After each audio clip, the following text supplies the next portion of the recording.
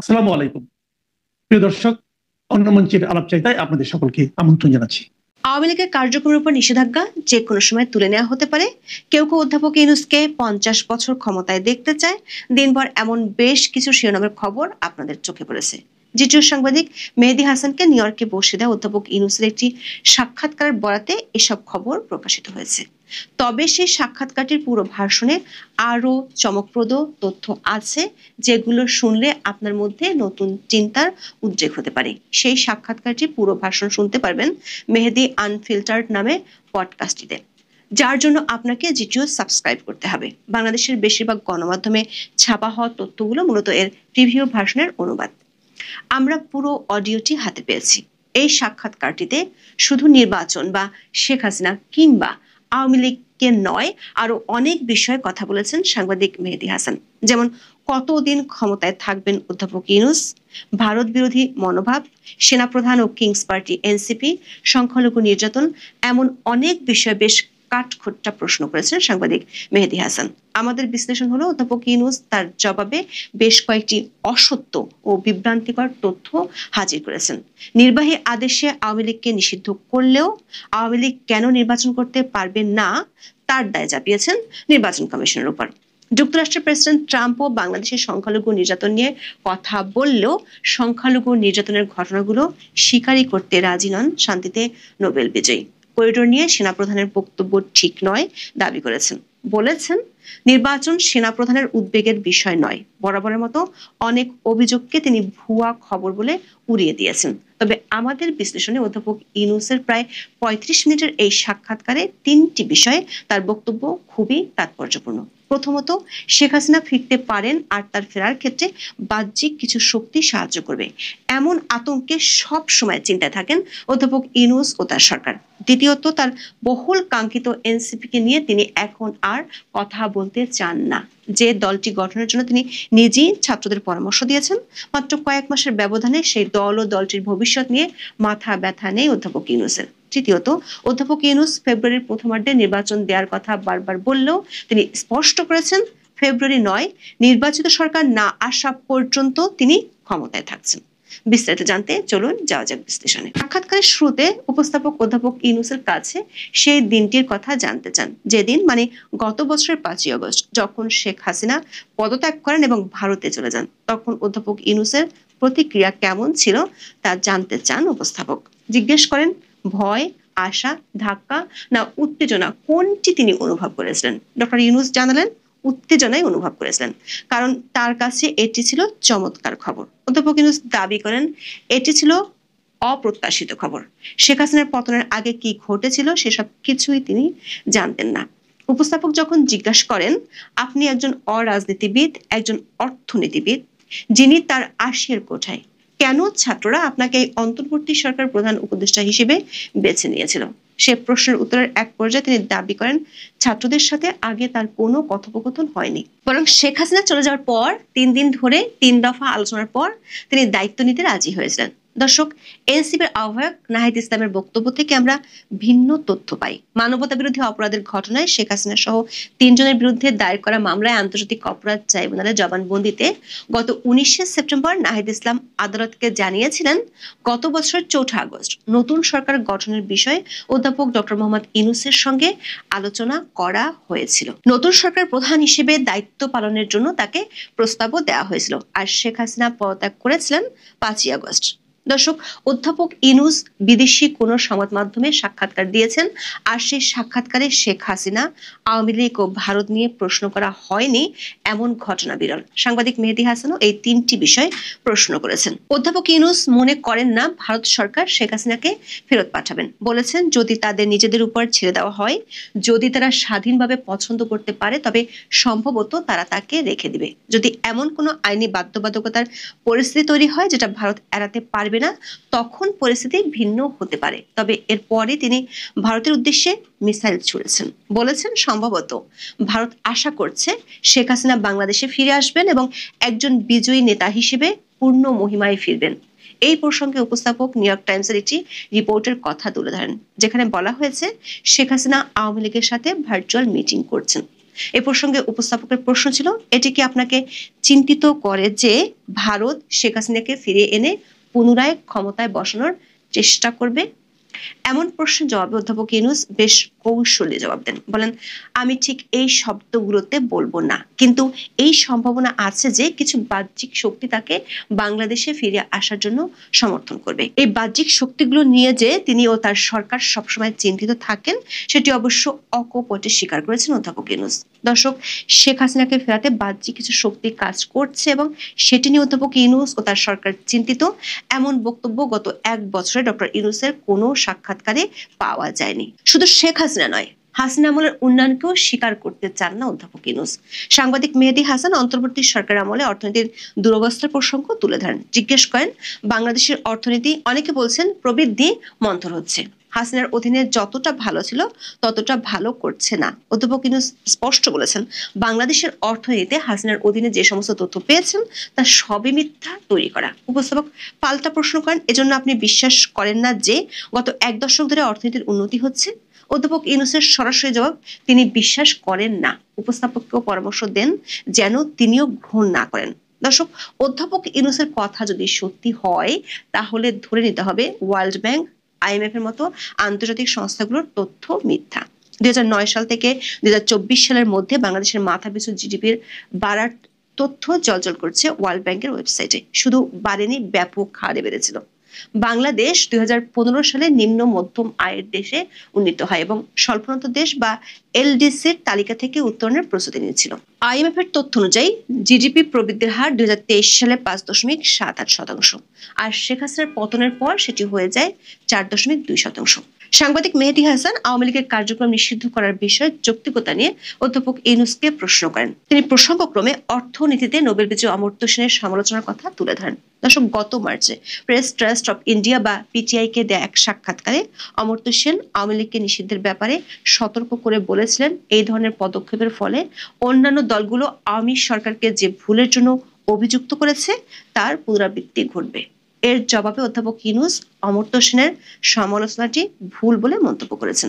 তিনি বলেন, আওয়ামী লীগকে নিষিদ্ধ করা হয়নি, এমনকি নিবন্ধনও স্থগিত করা হয়নি, শুধু কার্যক্রম স্থগিত করা হয়েছে, যার অর্থ হলো দলটি কোনো রাজনৈতিক কার্যকলাপ করতে পারবে না। দর্শক, কার্যক্রম নিষিদ্ধ থাকার কারণে বাংলাদেশের নির্বাচন কমিশন গত মে মাসে জানিয়ে দিয়েছিল আওয়ামী লীগ আর নির্বাচনে অংশগ্রহণের সুযোগ পাচ্ছে না। দলটির রাজনৈতিক কার্যক্রম নিষিদ্ধ এবং নির্বাচন কমিশনের নিবন্ধন স্থগিত রয়েছে। এ কারণে দলটি বর্তমানে নির্বাচনে অংশ নিতে পারবে না। অথচ অধ্যাপক ইউনূস সাক্ষাৎকারে বললেন ভিন্ন কথা। দলের কার্যক্রম নিষিদ্ধ থাকলে একটি দল কিভাবে থাকে, এই সমীকরণ মিলছিল না উপস্থাপক মেহেদী হাসানের কাছে। তাই তিনি জিজ্ঞেস করেন, দল হিসেবে কি আওয়ামী লীগ এখনো আছে? উত্তরে অধ্যাপক ইউনূস দাবি করেন, আওয়ামী লীগ দল হিসেবে এখনো আছে, কিন্তু আপাতত কার্যক্রম স্থগিত করা হয়েছে। এমনকি আওয়ামী লীগের নিষেধাজ্ঞা যে কোনো সময় তুলে দেওয়ার সম্ভাবনার কথাও জানান। বলেন, যে কোনো সময় এই নিষেধাজ্ঞা তুলে দেওয়া যেতে পারে। বিষয়টি আরো পরিষ্কার হওয়ার জন্য সাংবাদিক মেহেদী হাসান জিজ্ঞেস করেন, স্থগিতাদেশ তুলে নেওয়া যেতে পারে, এটা একটা সম্ভাবনা, কিন্তু তারা নির্বাচনে অংশ নিতে পারবে না। নির্বাচনে অংশগ্রহণ থেকে একদল লোককে নিষিদ্ধ করা কিভাবে গণতান্ত্রিক হতে পারে? এমন প্রশ্নে অধ্যাপক ইউনূস তার আগের কূটনৈতিক ও প্যাঁচ কষা জবাব থেকে সরে এসে দায়ভার চাপান নির্বাচন কমিশনের উপর। বলেন, এটা নির্বাচন কমিশন সিদ্ধান্ত নিয়েছে, তারা পার্টির সম্ভাবনা এবং বৈশিষ্ট্য দেখেছে যা পুরো নির্বাচনে ব্যাঘাত ঘটাবে। অথচ নির্বাচন কমিশন একাধিকবার বলেছে সরকার নির্বাহী আদেশে কার্যক্রম নিষিদ্ধ করায় দলটির নিবন্ধন ও প্রতীক স্থগিত করা হয়েছে। বাংলাদেশের ইতিহাসের সবচেয়ে পুরাতন দল আওয়ামী লীগ। উপস্থাপকের মনে আশা ছিল দলটির যে লাখ লাখ সমর্থক বাংলাদেশে আছে সেটি নিশ্চয়ই অধ্যাপক ইউনূস অস্বীকার করবেন না, কিন্তু অধ্যাপক ইউনূস লক্ষ লক্ষ বলতে নারাজ। তবে এ প্রসঙ্গে অধ্যাপক ইউনূস যে উত্তর দিয়েছেন সেটি বোঝার সক্ষমতা কোনো ভাষাবিদেরই নেই। একবার বলেছেন বাংলাদেশে আওয়ামী লীগের সমর্থক গোষ্ঠী আছে, পরক্ষণেই বলছেন তাদের কোনো সমর্থন নেই, কারণ আওয়ামী লীগের যারা সমর্থক তাদের কোনো আওয়াজ নেই। অথচ গত 1 মাসে বাংলাদেশের গণমাধ্যমগুলোতে প্রতিদিনই শিরোনাম হচ্ছে আওয়ামী লীগ ও অঙ্গ সংগঠনগুলোর মিছিলের খবর। গত 1 বছরে দলটির 44,000 নেতাকর্মীকে গ্রেপ্তার করা হয়েছে। আওয়ামী লীগের সমর্থক গোষ্ঠীর নেই দাবি করা অধ্যাপক ইউনূস পরক্ষণেই জানালেন আওয়ামী লীগের ভোটার থাকার কথা। বলেছেন তারা ভোটার হিসেবে ভোট দিতে পারে, তারা বৈধ ভোটার, তবে অনেক প্রতিযোগী আছে, তারা তাদের নিজেদের বেছে নেবে, শুধু লেভেল থাকবে না, যার অর্থ হলো আওয়ামী লীগ নির্বাচনে থাকবে না। কেন আওয়ামী লীগ নির্বাচনে থাকবে না এর কারণ হিসেবে অধ্যাপক ইউনূস যুক্তি দিয়েছেন দলটি একটি রাজনৈতিক দল হিসেবে আচরণ করছে না। সাংবাদিক মেহেদী হাসান নির্বাচন নিয়ে বেশ কিছু কড়া প্রশ্ন করেছেন। বিশেষ করে নির্বাচন এত দেরিতে হচ্ছে কেন সেই প্রশ্নে তিনি ছিলেন নাছোড়বান্দা। কিছুদিন আগে ঘটে যাওয়া অভ্যুত্থানের পর নেপালের অন্তর্বর্তী সরকার প্রধান সুশীলা কার্কি মাত্র 6 মাসের মধ্যে নির্বাচন করার প্রতিশ্রুতি দিয়েছেন। সে রেফারেন্স টেনে উপস্থাপকের প্রশ্ন ছিল কেন বাংলাদেশে নির্বাচন হতে 18 মাস লাগবে। দর্শক, অধ্যাপক ইউনূস এ প্রশ্নের উত্তরে যা বলেছেন তাতে বিস্ময়ের কোনো সীমা থাকে না। উপস্থাপকের উদ্দেশ্যে তিনি বলেছেন, আপনি বলেছেন যে লোকেরা বলছে এত সময় কেন লাগছে, আবার এমন লোকও আছে যারা বলে যে 5 বছর থাকুন, 10 বছর থাকুন, 50 বছর থাকুন, তাই লোকেরা সব ধরনের কথাই বলছে, আপনি থাকুন, নির্বাচনের কি দরকার। অধ্যাপক ইউনূসের ভাষায় এই যে যারা তাকে 50 বছর ধরে ক্ষমতায় দেখতে চান তারা আসলে সুশাসন দেখতে চান, দুর্নীতিমুক্ত শাসন দেখতে চান। দর্শক, মবের রাজ্য হিসেবে স্বীকৃতি 1 বছরের মধ্যে পেয়ে গেছে বাংলাদেশ। আর তার সরকার একাধিক উপদেষ্টার বিরুদ্ধে এরই মধ্যে দুর্নীতি আর অনিয়মের খবর গণমাধ্যমে বড় বড় হেডলাইন হয়েছে। আর নিয়োগকর্তাদের চাঁদাবাজের খবর এখন বেশ গা সওয়া হয়ে গেছে। অবশ্য পুলিশ হত্যা, আওয়ামী লীগের নেতাকর্মীদের হত্যা, ডাকাতি ও অপহরণ বাড়ার তথ্য উপস্থাপক হাজির করলেও অধ্যাপক ইউনূস দাবি করেছেন অপরাধ নিয়ন্ত্রণে আছে। যদিও আপনি যদি পুলিশ সদর দপ্তরের ওয়েবসাইটে দেওয়া অপরাধের পরিসংখ্যান দেখেন সেখানে পাবেন ভিন্ন চিত্র। নেপালের প্রসঙ্গ টেনে অধ্যাপক ইউনূস নিজের মতো করে অদ্ভুত যুক্তি দাঁড় করিয়েছেন। বলেছেন নেপালের সরকার হলো তত্ত্বাবধায়ক সরকার, যেটি নাকি তার ভাষায় শুধু নির্বাচনের জন্য দায়বদ্ধ, কিন্তু বাংলাদেশের সরকারটি অন্তর্বর্তীকালীন সরকার। দর্শক, এরশাদের পতনের পর বাংলাদেশে অন্তর্বর্তীকালীন সরকার গঠিত হয়েছিল বিচারপতি শাহাবুদ্দিন আহমেদের নেতৃত্বে। সেই সরকার 3 মাসের মধ্যে বাংলাদেশের ইতিহাসের অন্যতম একটি অবাধ, সুষ্ঠু ও নিরপেক্ষ নির্বাচনের আয়োজন করেছিল। এমনকি যে এরশাদের বিরুদ্ধে তখন এত অভিযোগ করেছিল সেই এরশাদ তখন নির্বাচনে অংশ নিয়েছিলেন। দর্শক, অধ্যাপক ইউনূসের বক্তব্যে জনমত বা রাজনৈতিক দলগুলোকে নিয়ে এক ধরনের তুচ্ছ তাচ্ছিল্যের আভাস পাওয়া গেছে। তিনি বলেছেন তিনি ও তার সরকার কতদিন থাকবে সেটি কেউ নির্ধারণ করেনি। খুব পরিষ্কারভাবে বলেছেন তারা কতদিন থাকবেন সেটা তাদের সিদ্ধান্ত। বাংলাদেশের সেনাপ্রধান জেনারেল ওয়াকারুজ্জামান সংবাদ মাধ্যমে সাক্ষাৎকার দিয়ে বলেছিলেন তিনি 2025 সালের ডিসেম্বরের মধ্যে নির্বাচন চান। সে কথা স্মরণ করিয়ে দিয়ে সাংবাদিক মেহেদী হাসান বলেন, বাংলাদেশের স্থানীয় সংবাদ মাধ্যমের খবর অনুযায়ী জেনারেল ওয়াকার অধ্যাপক ইউনূসের সরকারের প্রস্তাবিত অনেক উদ্যোগেরও বিরোধিতা করেন, যার মধ্যে মিয়ানমারের প্রস্তাবিত নতুন মানবিক করিডোরও অন্তর্ভুক্ত ছিল। দর্শক, সেনাবাহিনীর একটি অভ্যন্তরীণ মিটিং এর খবর বাংলাদেশের গণমাধ্যমে ছাপা হয়েছিল।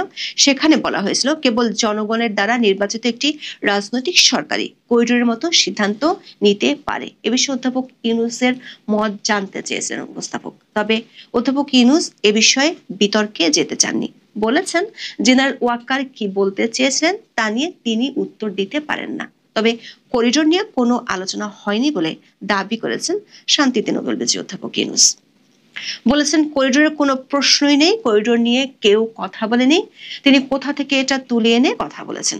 যদিও অন্তর্বর্তী সরকারের পররাষ্ট্র উপদেষ্টা তৌহিদ হোসেন বলেছিলেন করিডোরের বিষয়ে সরকার নীতিগত সিদ্ধান্ত নিয়েছে। করিডোর প্রসঙ্গে জেনারেল ওয়াকারের মন্তব্যের জবাব না দিলেও নির্বাচন প্রসঙ্গে জেনারেল ওয়াকারের মন্তব্যের জবাব অধ্যাপক ইউনূস দিয়েছেন। বলেছেন নির্বাচন সেনাপ্রধানের উদ্বেগের বিষয় নয়, এটি সরকারের উদ্বেগের বিষয়।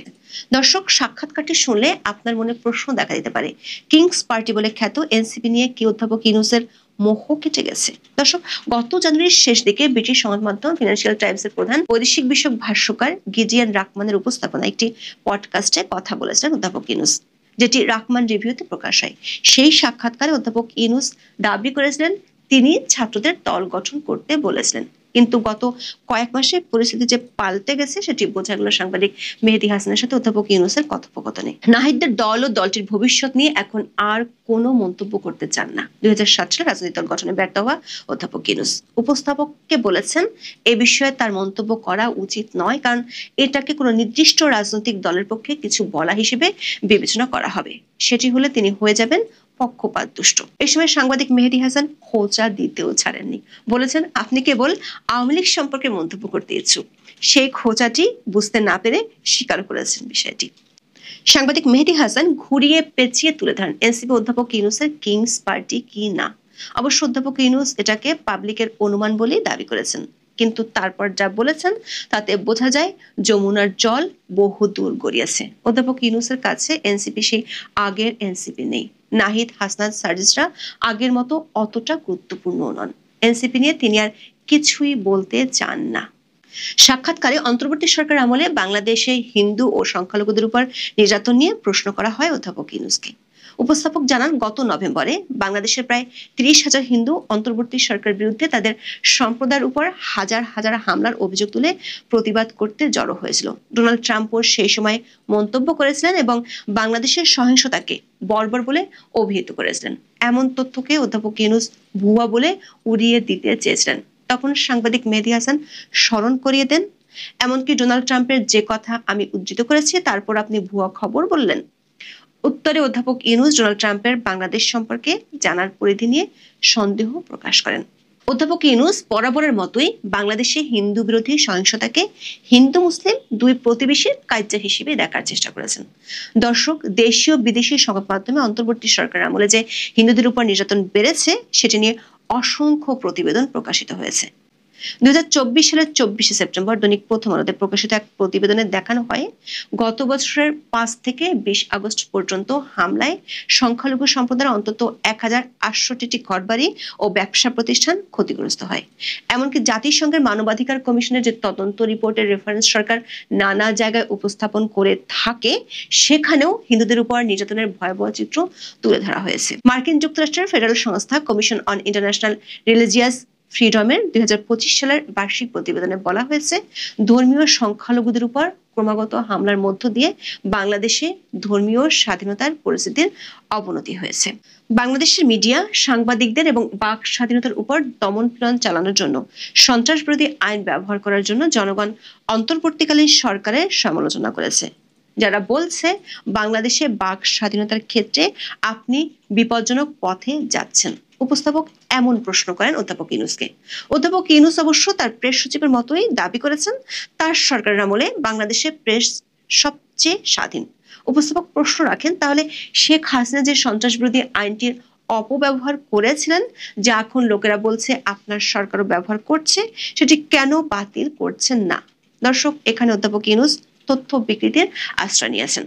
বর্তমান সরকার শুধু সন্ত্রাস দমন আইনটি ব্যবহারই করছে না, বরং আওয়ামী লীগের কার্যক্রম নিষিদ্ধের জন্য এই আইনটিতে সংশোধনীও এনেছে। অধ্যাপক ইউনূস আইনটি ব্যবহারের পিছনে অদ্ভুত যুক্তি দিয়েছেন। বাংলাদেশের সন্ত্রাস দমন আইনটি কালো আইন হিসেবে পরিচিত হলেও তিনি দাবি করেছেন গণতন্ত্র এবং মানবাধিকার এবং সবকিছুর মৌলিক মূল্যবোধ রক্ষার জন্য তারা এটি ব্যবহার করছেন। এ যেন শিয়ালের হাতে মুরগি বর্গা দেওয়ার মতো অবস্থা। অধ্যাপক ইউনূস ট্রাম্প প্রসঙ্গেও কথা বলেছেন। ট্রাম্প প্রসঙ্গে চমকটি ছিল ট্রাম্পের নোবেল শান্তি পুরস্কার পাওয়া নিয়ে। অধ্যাপক ইউনূসকে জিজ্ঞেস করেন, আপনি একজন নোবেল শান্তি পুরস্কার বিজয়ী, আপনি কি মনে করেন ডোনাল্ড ট্রাম্পের নোবেল শান্তি পুরস্কার পাওয়া উচিত? এ প্রশ্নের জবাব দেন কূটনৈতিক কৌশলে, বলেন এটা নোবেল কমিটির বিষয় হোক। উপস্থাপকও জবাব দেন ভালো উত্তর, কূটনৈতিক উত্তর, সাথে জুড়ে দেন আপনি যদি হ্যাঁ বলতেন তবে সম্ভবত শুল্ক 10% নামিয়ে আনতে পারতেন। অধ্যাপক ইউনূস সাক্ষাৎকারের শেষ প্রশ্নের জবাবে দাবি করেছেন তার সরকারের প্রধান সাফল্য হলো তারা জাতিসত্তায় আস্থা ফিরিয়ে এনেছে, মানুষের মনে স্বাধীনতার বোধ ফিরে এসেছে। তবে সাংবাদিক মেহেদী হাসান দেশের মানুষের একটি শঙ্কার কথা জানিয়েছেন। অধ্যাপক ইউনূসকে বলেছেন একটি সরকার ক্ষমতাচ্যুত হয়, বিপ্লবী পরবর্তী সরকার আসে এবং কয়েক বছর পরে লোকেরা বলে তারা পুরনো সরকারের মতোই, তারা একই কাজ করছে, ক্ষমতা তাদের মাথায় চড়েছে। প্রশ্ন হলো এই সত্যটি দেশের বাইরের একজন সাংবাদিক বুঝতে পারলেও অধ্যাপক ইউনূসের সরকার বুঝতে পারছে না কেন? এখন এ পর্যন্ত।